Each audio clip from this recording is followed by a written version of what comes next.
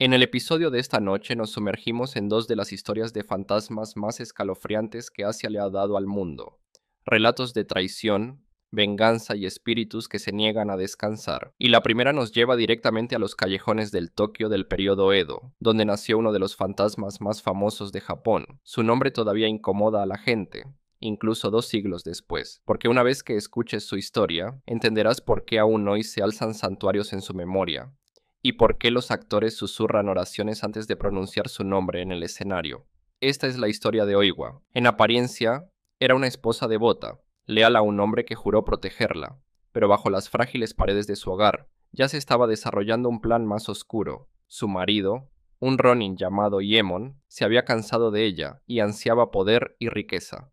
Para él, Oiwa ya no era una compañera, era un obstáculo, y en un mundo construido sobre la ambición y la traición, los obstáculos estaban destinados a ser eliminados. La forma que eligió para deshacerse de ella cambiaría el folclore japonés para siempre. Veneno, lento, cruel.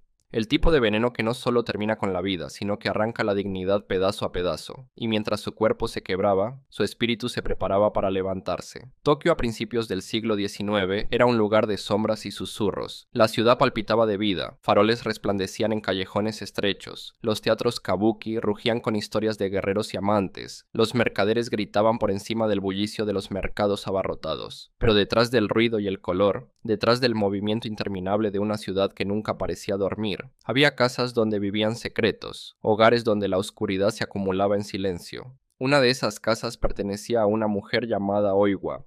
Oiwa no era una dama noble, no nació con fortuna ni llevaba el peso de un apellido poderoso. Era la esposa de un ronin, un samurái sin amo llamado Yemon, que luchaba por encontrar su lugar en una sociedad que valoraba el rango y el estatus por encima de todo. Para Oiwa, su vida estaba hecha de lealtad silenciosa. Soportaba las dificultades con la clase de paciencia que solo el amor profundo puede crear. Cocinaba, limpiaba, consolaba, creía que, por difíciles que fueran sus días, podrían enfrentarlos juntos. Pero para Yemon, la lealtad nunca fue suficiente. La ambición lo carcomía, inquieta y hambrienta. Quería más de lo que Oiwa podía darle: estatus, seguridad, el tipo de vida que solo un matrimonio con una familia adinerada podía otorgar. Para él, Oiwa había pasado de ser esposa a convertirse en una cadena que lo arrastraba hacia abajo, y en la luz vacilante de su estrecha casa, ese resentimiento comenzó a pudrirse en algo peligroso. Su casa en sí era poco notable, una de tantas viviendas de madera esparcidas por los bordes de Edo, pero quienes pasaban a veces afirmaban sentir una pesadez extraña en el aire, como si las vigas mismas supieran lo que se avecinaba. Dentro, las paredes cargaban cada susurro, cada discusión, cada mentira no dicha. De día era tranquila, llena del tenue humo de los fogones y del sonido de los pasos de los vecinos filtrándose por los tabiques delgados. Pero de noche las sombras se alargaban, la lámpara de aceite temblaba contra las pantallas de papel, y el silencio se espesaba como agua en los pulmones. Este fue el escenario de la caída de Oiwa, un mundo que parecía ordinario, pero donde un acto de traición abriría una puerta que nunca podría volver a cerrarse. Lo que Oiwa nunca comprendió, al menos no a tiempo, fue que ya había sido marcada. El deseo de Yemon por otra mujer, la hija de una familia rica, lo empujó a tomar una decisión que jamás podría deshacer. Y una vez tomada, el destino de Oiwa quedó sellado, no en batalla ni por mano de un enemigo, sino en el lugar que ella creía más seguro, su propio hogar. La tragedia de la historia de Oiwa no es solo lo que le sucedió al cuerpo, sino dónde ocurrió, su intimidad, veneno servido en sus comidas, una invasión lenta disfrazada de cuidado. La comida en la que confiaba, el mismo acto de compartir la mesa con su marido, se convirtió en el instrumento de su destrucción. Cada bocado cargaba el sabor del amor vuelto agrio. Cada trago la acercaba un paso más al borde. Al principio, el cambio fue sutil. Un cansancio que no podía sacudirse, dolores extraños que se le pegaban a los huesos, pero luego el espejo comenzó a mostrarle lo que otros ya veían: la piel palideciendo, el cabello cayendo en mechones feos, un ojo deslizándose hacia abajo como arrastrado por un peso invisible. Era como si su propio reflejo la traicionara, revelando el monstruo en que su marido la había convertido. Y aún así, mientras su cuerpo se desmoronaba, su espíritu empezó a endurecerse, porque en lo profundo de las paredes de aquella casa estrecha de Edo estaba naciendo algo más aterrador que la muerte. El sufrimiento de Oiwa no fue el final, fue solo el principio de una persecución que los sobreviviría a todos. Comenzó lentamente, casi imperceptible, como si el aire en la casa de Oiwa hubiera cambiado apenas, trayendo una pesadez inexplicable. Su enfermedad ya se había afianzado, su cuerpo marcándose con el veneno día tras día, pero algo más se infiltraba en el tejido de su existencia, algo que ni ella ni sus vecinos podían nombrar, aunque todos lo sentían. La primera complicación no fue la desfiguración en sí, esa quedaba clara en su reflejo, cruel revelación de lo que hacía el veneno. No, la complicación residía en cómo el mundo alrededor empezó a responder. Los susurros se extendieron más allá de las paredes delgadas, alcanzando los oídos de vecinos y transeúntes. Algunos evitaban por completo su calle, murmurando que Oiwa había sido tocada por algo impuro, como si la sola enfermedad explicara el aura extraña que ahora colgaba sobre su hogar. Otros aseguraban haber visto sombras parpadear de forma antinatural detrás de sus biombos, incluso cuando ninguna lámpara estaba encendida. Unos pocos juraban haberla oído llorar durante la noche, aunque, cuando se le preguntaba, Oiwa insistía en que había guardado silencio. Dentro de la casa lo extraño se volvió personal. Los faroles chisporroteaban y morían cada vez que ella se sentaba cerca. El aceite, que debía arder durante horas, se extinguía en minutos, dejándola en una oscuridad opresiva. Al principio pensó que era coincidencia, el fallo natural de utensilios simples, pero el patrón se volvió innegable. La luz no parecía poder quedarse a su lado. La única constante era el espejo, donde su propio reflejo retorcido nunca vacilaba, permanencia cruel que se burlaba de sus intentos de hallar consuelo en lo cotidiano. Y Emon, el mismo hombre que había orquestado su sufrimiento, empezó a mostrar su propia inquietud. Su crueldad había sido deliberada, su traición calculada, pero ni siquiera él podía negar que la atmósfera de la casa había cambiado a algo antinatural. Evitaba su mirada, y cuando se veía obligado a mirarla, sus ojos se apartaban como si temiera que lo que veía en su rostro saltara de la carne al espíritu. Una noche, al pasar por su aposento, juró oírla susurrar su nombre con una voz que no le pertenecía. Era más profunda, más fría, y parecía filtrarse por la madera misma. Cuando la enfrentó, ella alzó la vista confundida. No había dicho nada. El veneno había logrado lo que él pretendía. El cuerpo de Oiwa se apagaba. Su belleza se había ido, su salud rota sin remedio. Pero la consecuencia no fue la que él anticipó. En lugar de liberarlo, su declive parecía atarlo a algo mucho peor. Comenzó a soñar con ella de pie sobre él, su ojo caído brillando débilmente en la oscuridad, su cabello colgando en largos mechones desgreñados. Los sueños lo dejaban jadeando, solo para encontrar su cuarto lleno del tenue olor a flores podridas. Los vecinos empezaron a hablar más abiertamente. Una mujer cercana insistía en que había visto el rostro de Oiwa en su propia palangana al sacar agua del pozo, sus facciones deformes y pálidas bajo la superficie antes de disolverse en ondas. Un mercader que pasaba frente a su casa aseguró haber visto la silueta de Oiwa enmarcada en la ventana, pero cuando miró de nuevo, no había nada, solo el vaivén vacío de una pantalla de papel rasgada. Esos relatos aislados no aportaban prueba, pero juntos tejían una atmósfera de sospecha que Yemon no podía controlar, y para Oiwa, atrapada en su cuerpo deshilachado, estos sucesos despertaron una pregunta que aún no se atrevía a pronunciar. ¿Era solo el veneno lo que la destruía, o algo más despertaba dentro de su sufrimiento? El espejo no mentía, pero tampoco lo hacía el miedo que empezaba a inspirar en quienes antes la compadecían. Apartaban a los niños cuando ella salía. Los hombres desviaban la mirada. Era como si la ciudad misma hubiera decidido que ya no pertenecía al mundo de los vivos. La primera complicación, entonces, no fue la muerte, sino la comprensión de que ya había empezado a cruzar un límite innombrable. Un desplazamiento entre enfermedad y embrujo, entre víctima y algo mucho más perdurable. Cada lámpara apagada, cada rumor susurrado, cada sueño que Yemon no podía explicar, todo apuntaba a una verdad que tomaba forma en las sombras. Algo estaba comenzando que no podría detenerse. Y aunque el peligro aún no se revelaba del todo, su presencia era innegable. La enfermedad había retorcido el cuerpo de Oiwa más allá del reconocimiento. Pero lo que vino después inquietó incluso a quienes se habían blindado contra la lástima. Lo que empezó como sombras titilantes y lámparas apagadas creció en algo mucho más siniestro, escalando noche tras noche hasta que la casa misma se sintió como una trampa viva.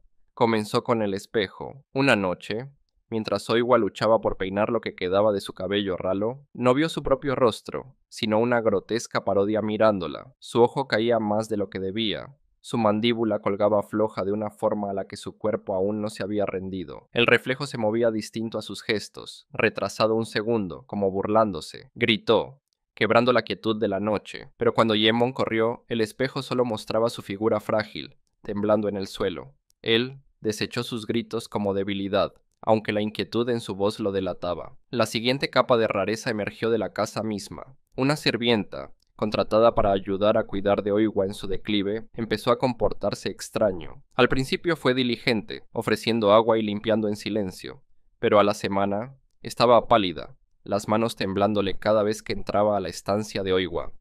Susurraba oraciones por lo bajo, con los ojos clavados en las esquinas donde nada visible había.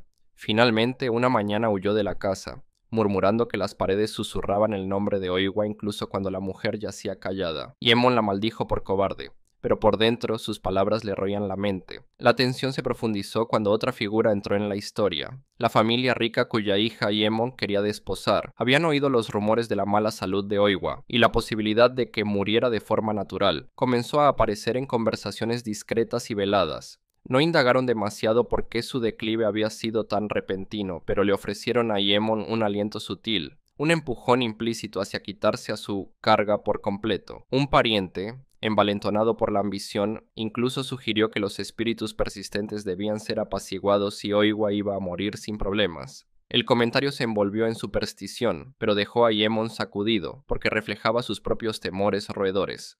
Para entonces, el I-100 sufrimiento de Oiwa se había vuelto a la vez lastimoso y aterrador. Su piel se llenó de manchas, su pelo colgaba en mechones, y su voz oscilaba entre sollozos frágiles y repentinos tonos guturales que parecían venir de otro lugar. Los vecinos hablaban de ella como si ya se hubiera ido, y sin embargo, ella persistía, su presencia extendiéndose más allá del cuerpo, filtrándose en sueños, en susurros, en el parpadeo de los faroles. Entonces llegó la advertencia. Tarde una noche, mientras Emon volvía a casa por los callejones estrechos de Edo, una anciana lo detuvo. Era una desconocida, la espalda encorvada, los ojos agudos bajo un enredo de canas. Sin preámbulo, le dijo que un espíritu agraviado por la traición nunca descansa, que cuando una mujer muere con rabia en el corazón, ningún santuario, ninguna oración, ninguna riqueza puede proteger al que causó su dolor. Se inclinó, el aliento agrio por la edad, y susurró: «Tu esposa no te perdonará, ni en esta vida, ni en la próxima». Emon retrocedió tambaleándose, exigiendo saber quién era, pero la mujer ya había desaparecido, tragada por la noche. Se convenció de que era locura, un encuentro fortuito retorcido por la culpa, pero las palabras se le pegaron como humo. De vuelta en la casa, el declive de Oiwa se aceleró, y con él, las perturbaciones. Los vecinos oyeron muebles arrastrándose por el suelo cuando no había nadie dentro. Un farol se encendió solo en plena noche, brillando rojo como sangre antes de apagarse. Un visitante juró haber visto el rostro de Oiwa presionado contra la pantalla de papel desde el exterior, aunque no se había levantado de su futón en días. La serie de tensiones se apiló sin tregua, tejiendo una red asfixiante alrededor de Emon. La mujer a la que envenenó ya no era solo su víctima, se estaba convirtiendo en otra cosa, algo que no permanecería confinado a su cuerpo arruinado.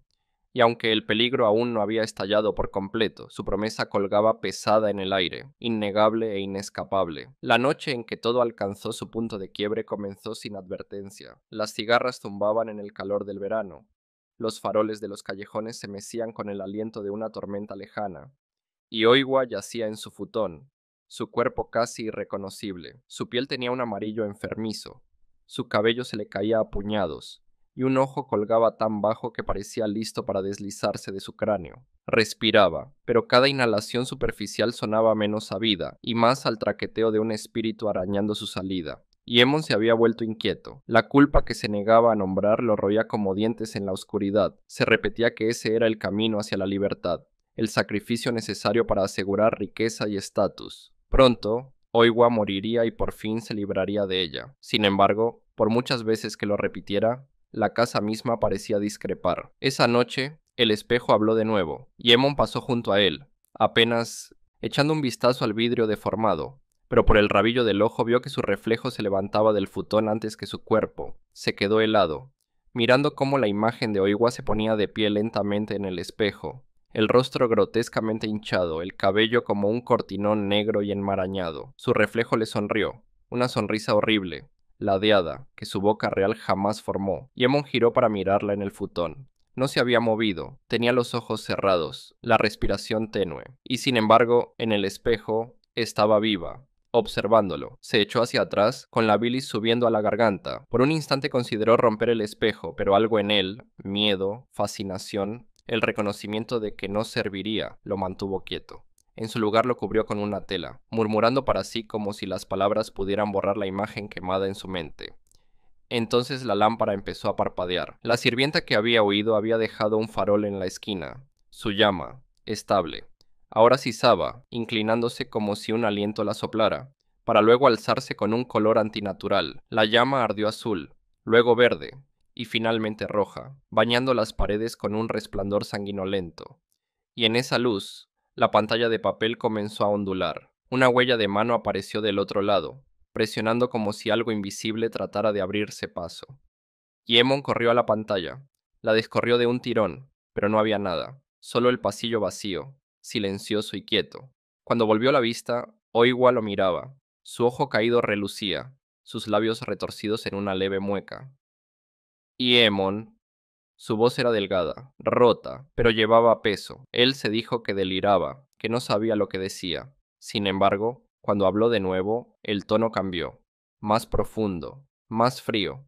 Tú me hiciste esto. Las palabras lo cortaron como una hoja. Cayó de rodillas, balbuceando excusas, mentiras, lo que fuera para romper el momento, pero su expresión no cambió. Levantó una mano temblorosa, señalando el espejo que él había cubierto. La tela comenzó a oscurecerse, como si se empapara de sangre, extendiéndose en formas dentadas que goteaban sin gotear, manchando sin mojar el suelo. Entonces llegó el sonido, el arrastre de algo pesado sobre la madera, resonando por la casa aunque no hubiera nadie más. Empezó en la habitación del fondo y se acercó, rascando, deteniéndose, rascando de nuevo, hasta parecer detenerse justo detrás de él. No se atrevió a girar, y entonces el farol estalló. El vidrio se rajó, las llamas se dispararon hacia arriba y, por un instante, el rostro de Oiwa llenó toda la habitación. No su rostro real, sino su máscara espectral y retorcida, el pelo cayendo en mechones, el ojo abultado, la mandíbula floja, la piel colgando como cera derretida. Estaba en todas partes, en cada pared, la boca abriéndose y cerrándose en un grito mudo que aún así atronaba en sus oídos. Y Emon lanzó un alarido, retrocediendo a trompicones. Arañó la puerta, la abrió de golpe para huir de la visión asfixiante, pero ni afuera fue libre. Las casas de los vecinos estaban oscuras y silenciosas, pero cada sombra se alargaba con su forma. En el pozo, vio su rostro flotando en el agua. En los faroles de la calle, su ojo caído le parpadeaba.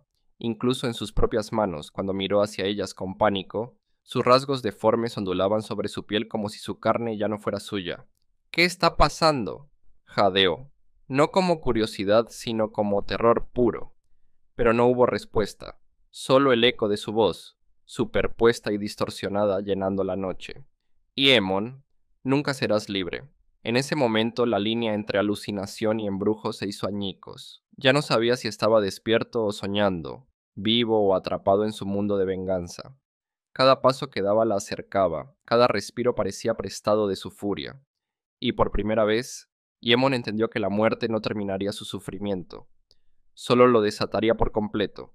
Ya no era veneno, ya no era traición, era algo mayor, un espíritu alzándose, imparable, esperando para reclamarlo. La tormenta que se había gestado en silencio finalmente estalló, no con truenos ni lluvia, sino con el apacible deshilacharse de la verdad. Durante días, Yemon vagó por la ciudad como un maldito, las sombras pegadas a él a donde quiera que iba. Evitó la casa, pero no importaba cuán lejos caminara. Oiwa lo seguía.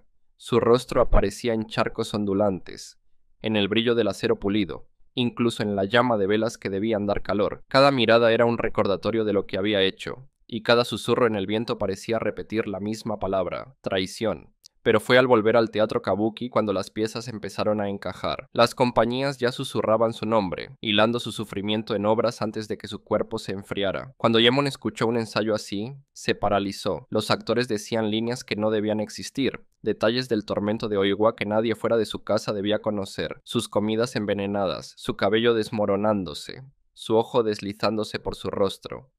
Eran verdades sufridas en silencio, y sin embargo, allí estaban, llevadas a la vida en el escenario.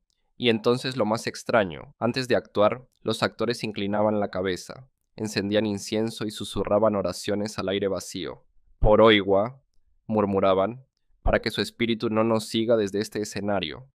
A Yemon se le heló la sangre. Había creído que su embrujo era una maldición privada, castigo por su crueldad. Pero esto significaba otra cosa. La rabia de Oigwa no solo se había aferrado a él, se había filtrado en el tejido de la ciudad, su sufrimiento inmortalizado en cada recontar. El teatro ya no era una casa de espectáculos, era un altar, y allí, a la tenue luz de las velas, llegó la revelación. Un actor mayor, el rostro pintado de blanco, se detuvo para explicarle a los más jóvenes por qué eran necesarias esas oraciones. El espíritu de una mujer traicionada no descansa, dijo con gravedad. Cuando le roban la dignidad, cuando su muerte está trenzada con crueldad, ella permanece, no solo para atormentar al que la dañó, sino para recordarnos lo que crea la traición.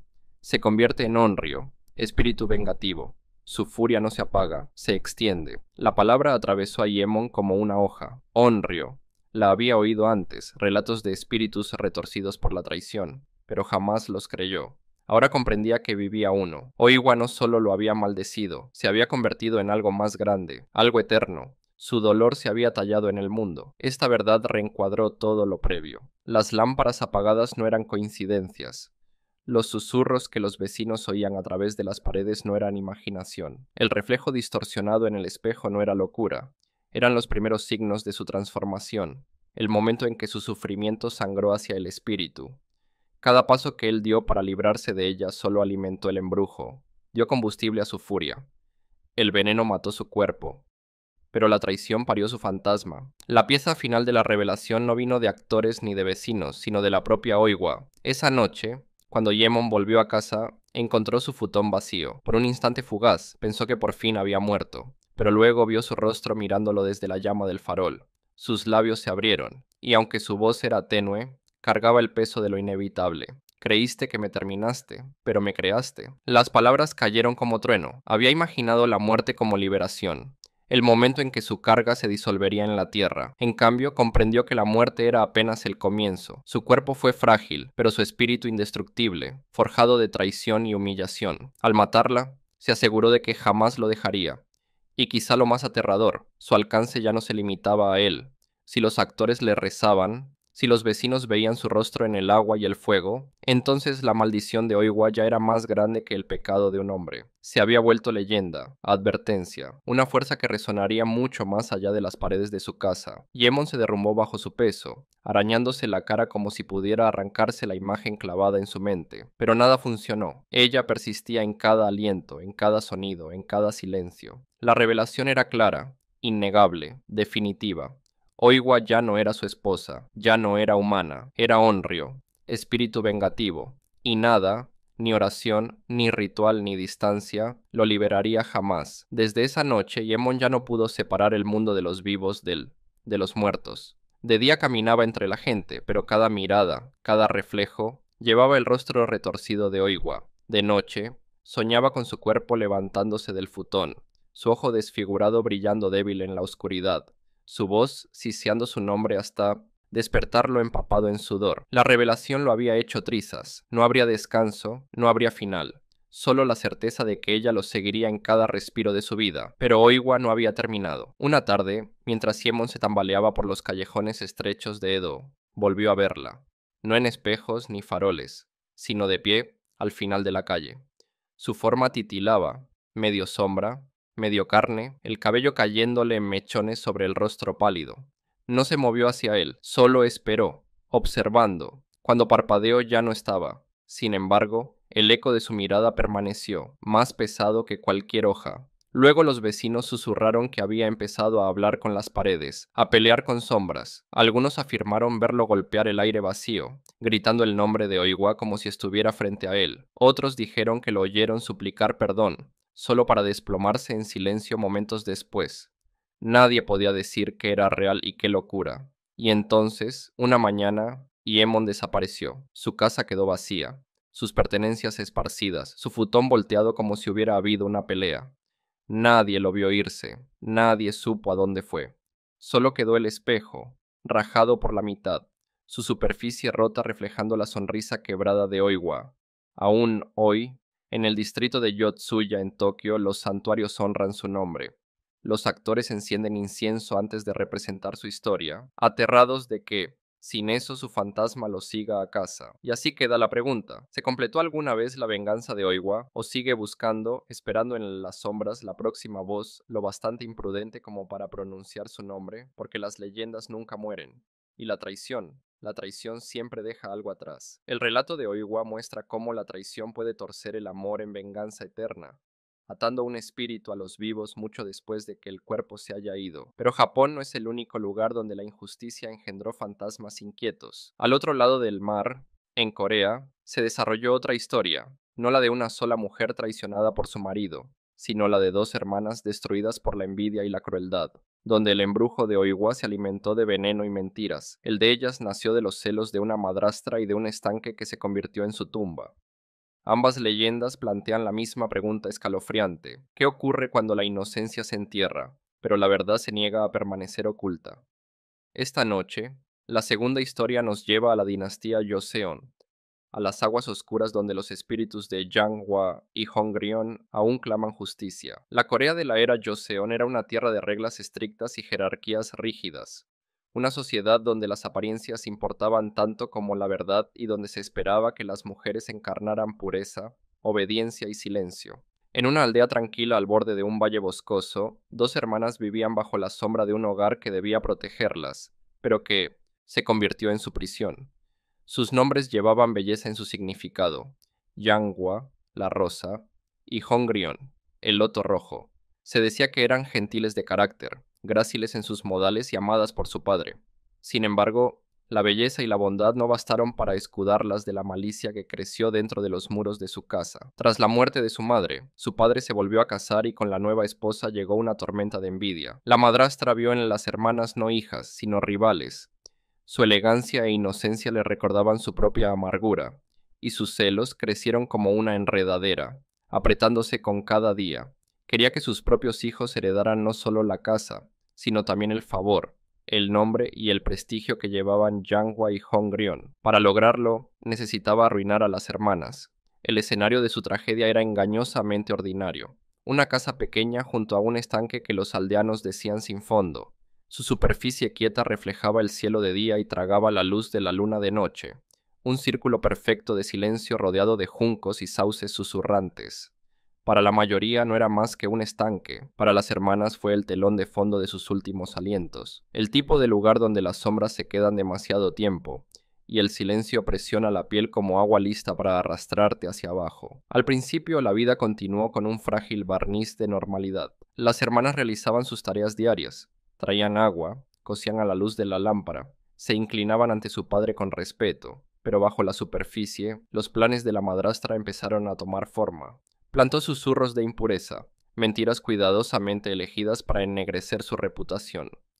En un mundo donde la virtud de una mujer definía su valor, estas acusaciones eran tan mortales como cualquier hoja.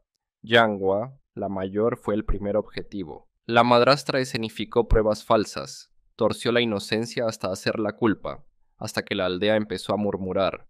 Lo que fue admiración se volvió sospecha. Las hermanas percibieron el cambio antes de comprender su causa. Vecinos que antes las saludaban ahora evitaban sus ojos. La voz de una amiga se volvió titubeante, incierta, y dentro de su propia casa la atmósfera se espesó. La sonrisa de la madrastra era afilada, sus palabras goteaban una dulzura falsa que apenas ocultaba su veneno.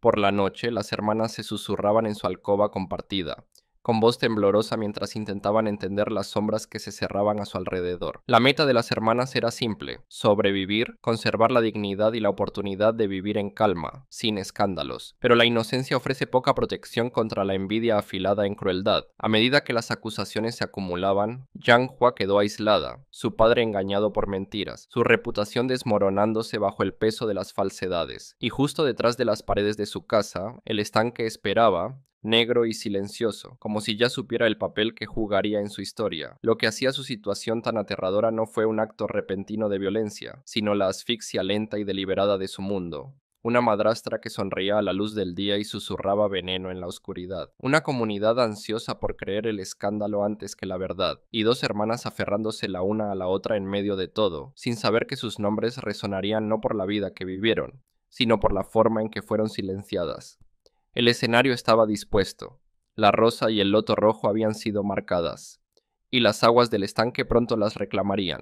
Pero en Corea, como en Japón, la inocencia ultrajada no descansa tranquila, y las sombras alrededor de su casa ya se agitaban. Comenzó con susurros, suaves al principio, flotando como humo por la aldea. Yanghua, la mayor, sintió su aguijón mucho antes de entender su origen. Las mujeres del pozo se apartaban cuando se acercaba, sus cubos repiqueteando en su prisa por marcharse. Los niños, que antes reían con sus palabras amables, ahora se pegaban a las faldas de sus madres. Incluso los ancianos, siempre pródigos en bendiciones, murmuraban solo silencio al pasar. En casa, el aire se volvió más pesado. La voz de la madrastra, antes taimada y punzante, ahora rezumaba falsa compasión. Suspiraba fuerte en la mesa, negando con la cabeza ante cada gesto de Yanghua, lanzando miradas sutiles hacia el padre hasta que él también comenzó a fruncir el ceño. No tardó en dar su primer golpe. Deslizó un paño ensangrentado bajo la cama de Yanghua y luego lo descubrió ante la familia, clamando que el honor de la joven había sido manchado. En una sociedad donde la pureza lo era todo, no era una acusación menor. Era la muerte social, pero lo extraño no fue solo la acusación, fue como la casa pareció reaccionar después. Esa noche, mientras Yanghua yacía inquieta, juró oír chapoteos tenues del estanque más allá de los muros. Era como si alguien, o algo, caminara por su borde, metiendo los pies en el agua con ritmo constante. Pegó el oído al suelo, pero el sonido se propagaba por todas partes, imposible de ubicar. Cuando preguntó a Hongrion si también lo oía, su hermana menor asintió con los ojos muy abiertos. Susurraron hasta el amanecer, intentando convencerse de que eran ranas o pescadores, pero en su interior sabían que no era ninguno. La primera complicación llegó sin violencia abierta, sino con esta superposición inquietante de mentiras y sucesos extraños. De día su reputación se deshilachaba. De noche el estanque parecía respirar. Poco después sucedieron otras cosas perturbadoras. El reflejo de Yanghua en el agua se distorsionaba incluso cuando la superficie estaba perfectamente quieta. Una vez se inclinó para sacar agua y su propio rostro le devolvió la mirada con ojos huecos y labios pálidos, como si el estanque le mostrara no quién era, sino en qué se convertiría. Hongrion la apartó, rogándole que se mantuviera lejos, pero la imagen se le quedó grabada a Yanghua. Los aldeanos también notaron rarezas. Algunos aseguraron oír llantos al anochecer junto al estanque, suaves y desesperados aunque nunca se veía a nadie. Otros juraron que los juncos se mecían con violencia sin viento, como si manos invisibles los empujaran. La madrastra desestimó estos relatos con risas burlonas, pero sus ojos delataban inquietud cada vez que se mencionaba el estanque. Para Yanghua, la complicación creció en forma de pregunta que la roía más que la crueldad de la madrastra. ¿Por qué el estanque parecía conocer su pena? ¿Por qué le devolvía sus miedos por la noche, repitiéndolos en agua y sonido? Era como si las mentiras urdidas a su alrededor hubiesen despertado algo más profundo, algo que la esperaba bajo la superficie. Incluso dentro de la casa, la atmósfera se espesaba. Su padre, confundido y cansado, empezó a retirarse, confiando en las palabras venenosas de la madrastra más que en la inocencia de sus hijas. Yanghua sintió que se le escapaba la seguridad. Su objetivo había sido preservar la dignidad, probar su inocencia. Ahora parecía reducirse a algo más simple: sobrevivir. Las hermanas se susurraban más a menudo, aferrándose en el resplandor tenue de la lámpara de aceite. Intentaban ignorar los sonidos extraños del estanque, los reflejos deformados, las miradas de reojo de los vecinos. Pero la verdad era clara. Algo había cambiado. Las mentiras que enredaban a Yanghua no solo destrozaban su vida, estaban despertando algo en las sombras, y no podían sacudirse la sensación de que el estanque esperaba. Esperaba que una de ellas se acercara. Esperaba reclamar lo que la madrastra ya había marcado como condenado. La tensión en la casa se volvió más densa día tras día, como si las paredes absorbieran la malicia y la exhalaran contra las hermanas. Los susurros de impureza ya habían manchado el nombre de Yanghua, pero la madrastra no había terminado. No quería solo su deshonra, sino su borrado. Y así, las mentiras se volvieron más oscuras, más afiladas, imposibles de rebatir. El segundo hecho extraño llegó durante una reunión familiar. La madrastra arregló la visita de parientes lejanos, oportunidad para exhibir a sus propias hijas como recatadas y virtuosas mientras exponía a Yanghua al ridículo. Durante la cena, fingió horror cuando se descubrió un pequeño fardo escondido entre las pertenencias de Yanghua, un paño de bebé, sucio y manchado, sugiriendo que había parido en secreto. Un murmullo recorrió la sala. El rostro del padre se endureció. Su silencio cortó más que cualquier palabra. Yanghua solo tembló, incapaz de defenderse de algo que jamás había visto antes de ese momento. Pero lo que ocurrió después inquietó a todos. Mientras los parientes cuchicheaban y la madrastra fingía lágrimas, la lámpara de aceite chisporroteó con mucientos violencia, arrojando sombras dentadas por las paredes. La llama se alzó, verde por un latido, antes de casi apagarse. Varios invitados gritaron, agarrándose las mangas mientras la habitación caía en una oscuridad sofocante. Cuando la llama se estabilizó, fue débil y pálida, como si la luz misma hubiera sido drenada. El silencio se extendió demasiado, roto solo por el chapoteo distante afuera. El estanque, inquieto una vez más. Fue entonces cuando una nueva figura entró en la historia, la chamana del pueblo. Había oído los rumores de impureza, pero más aún, había escuchado los relatos de sonidos extraños junto al agua. Visitó a la familia con el pretexto de ofrecer bendiciones, pero sus ojos se detuvieron en las hermanas con una intensidad peculiar. Tras el ritual, apartó a Hongrion, con voz baja y urgente. Tu casa está pesada de injusticia, susurró. El estanque espera la verdad. Cuidado con las mentiras, porque ahogarán algo más que tu nombre. La advertencia solo profundizó el terror que las roía. Hongrion repitió las palabras a su hermana esa noche, y ambas permanecieron despiertas escuchando el leve sonido del agua contra los juncos. La madrastra, sin embargo, descartó a la chamana como entrometida, prohibiendo a las hermanas hablar de ella, pero las palabras se les quedaron, pesadas e inamovibles. La madrastra escaló su crueldad, envalentonada por el silencio del padre y el miedo de las hermanas. Empezó a burlarse de Yangua abiertamente, con sonrisas oblicuas y preguntas que cortaban más que cuchillos.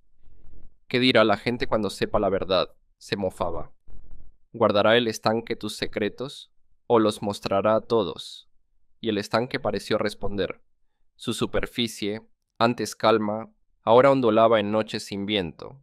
Los juncos se inclinaban sin causa, y los aldeanos juraban ver figuras pálidas moviéndose en la orilla. Un campesino afirmó que al pasar al amanecer vio a dos mujeres arrodilladas en la ribera, llorando entre las manos. Cuando se acercó desaparecieron, dejando solo anillos de agua perturbada.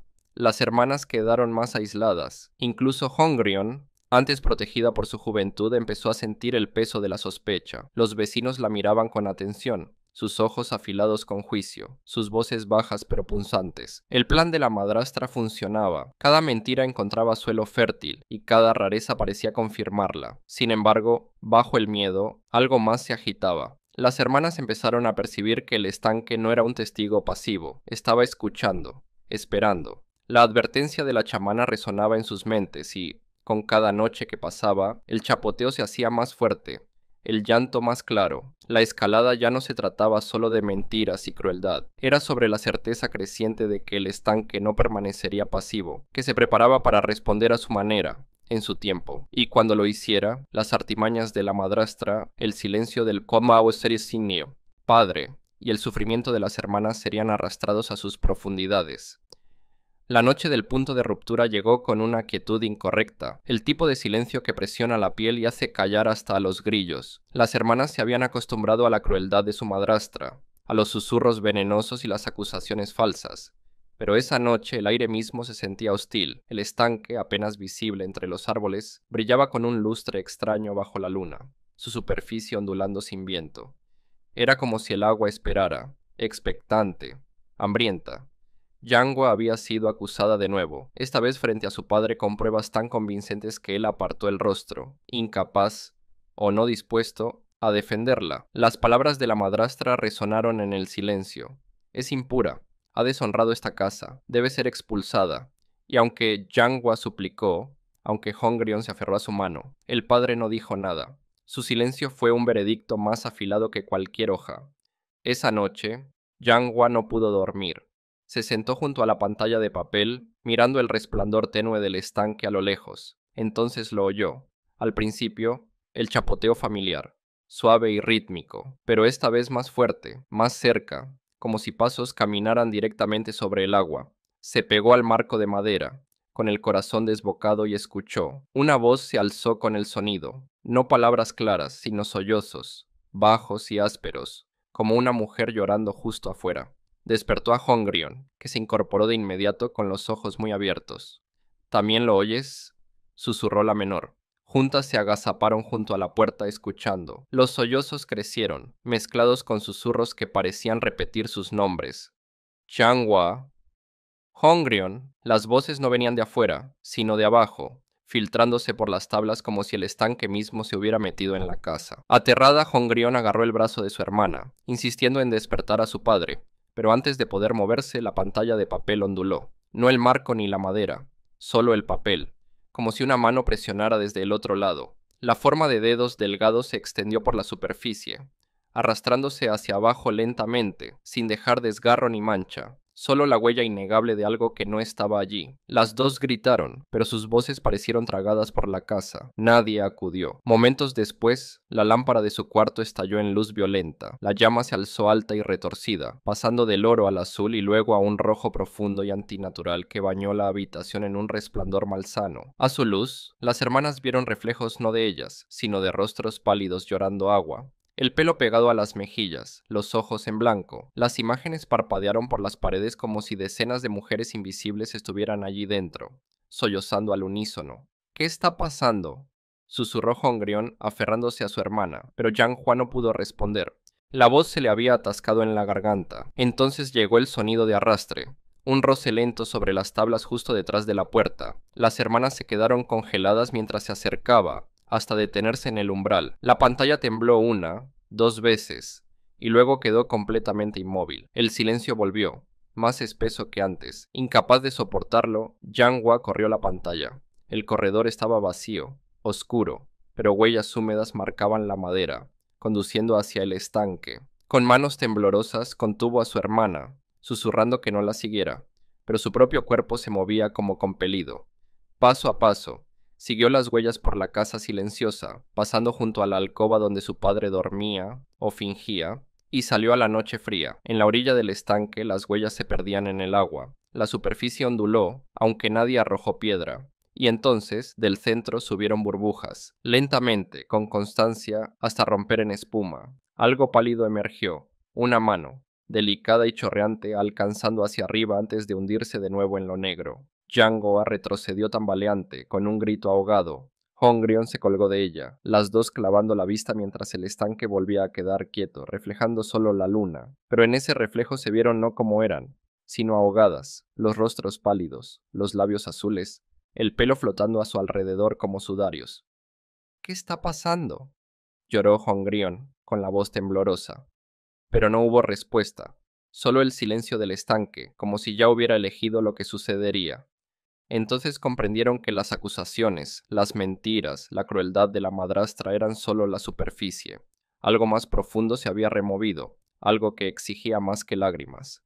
El estanque ya no era un lugar de agua, era una boca esperando para devorar, un espejo que mostraba no solo lo que era, sino lo que estaba por ser. Y de pie en su orilla, las hermanas entendieron que ya no eran simplemente víctimas de calumnia. Se habían convertido en parte de un embrujo en marcha, y el estanque no descansaría hasta tomar lo que se le había prometido. Los días después de esa noche transcurrieron borrosos de miedo y silencio. Las hermanas se movían por la casa como si ya fueran fantasmas, los ojos hundidos por el insomnio, las manos temblorosas con la memoria del reflejo del estanque. La crueldad de la madrastra no flaqueó. Si acaso, se hizo más audaz al notar a su presa debilitada, pero bajo sus palabras afiladas y su fingida inocencia, ni ella pudo ignorar el cambio en el hogar. El aire más pesado, las sombras más hondas, y cada noche el estanque más ruidoso, como si el agua pudiera hablar. Entonces vino la revelación, no de las hermanas, sino del magistrado recién nombrado en el distrito. Llegó una mañana, recibido con formalidad por los aldeanos, que murmuraban sobre su juventud, su mirada penetrante y su negativa a dejarse arrastrar por chismes. En días, oyó la historia de la supuesta impureza de Yang Hua y la deshonra que manchaba a ambas, pero también escuchó los otros rumores, los que se contaban en voz muy baja, que por la noche los sollozos venían del estanque, que viajeros veían figuras pálidas arrodilladas en la ribera, que uno tras otro, magistrados habían enfermado o muerto misteriosamente tras negarse a mirar más a fondo el caso de las hermanas. A diferencia de los anteriores, este magistrado escuchó, comenzó a investigar, interrogando no solo al padre y a la madrastra, sino a vecinos, sirvientes, cualquiera que hubiera visto u oído cosas extrañas. Y a medida que las piezas se encajaban, la verdad se reveló con claridad terrible. Las acusaciones de la madrastra no fueron infortunios ni sospechas. Eran mentiras, sembradas con cuidado para destruir la reputación de las hermanas y elevar a sus propios hijos. Había preparado pruebas, torcido el silencio del padre hasta volverlo complicidad y dejado a las jóvenes indefensas en una sociedad ansiosa por creer el escándalo. Pero el embrujo del estanque no era mera habladuría, era testimonio. Los espíritus de Yanhua y Hongrion no habían permanecido callados en la muerte, habían tejido su dolor en la tierra, obligando a que la verdad saliera a la luz donde las voces humanas les fallaron. Cada chapoteo nocturno, cada reflejo distorsionado, cada sollozo sobre el agua, no eran horrores al azar sino gritos de justicia. El magistrado, conmovido pero resuelto, volvió al estanque para ver por sí mismo. De pie en la orilla, encendió un farol e hizo una reverencia, preguntando en voz alta qué había ocurrido en realidad. El agua onduló sin viento y un llanto tenue se alzó desde el fondo. Dos voces superpuestas, suaves pero inconfundibles. Padre, inocentes, agraviadas. Las palabras se quebraron en sollozos, pero el significado era innegable. Las hermanas habían sido asesinadas. Y con esa revelación, el pasado se reconfiguró. Las acusaciones de impureza, las pruebas trucadas, las mentiras extendidas. Todo era un lazo apretado por una mano celosa. La superficie inquieta del estanque no era solo embrujo, sino testimonio desde la muerte. La madrastra no solo destruyó 2 vidas, desató una maldición que ninguna mentira podía enterrar. Cuando el magistrado enfrentó al padre exigiendo la verdad, el hombre rompió en llanto. Admitió que había creído a la madrastra, demasiado débil para cuestionar su engaño, demasiado atado al miedo del escándalo como para defender a sus hijas. Su silencio las condenó tanto como las manos de la madrastra. En ese momento, la tragedia de las hermanas quedó nítida. No las destruyó el destino ni la enfermedad, sino la crueldad humana, afilada por la envidia y el silencio. El magistrado ordenó castigar a la madrastra, dejando sus mentiras al descubierto, y aunque la justicia llegó demasiado tarde para salvar a Yanhua y Hongrion, llegó lo bastante pronto para revelar la verdad que habían clamado en la muerte. El embrujo no fue locura ni ilusión,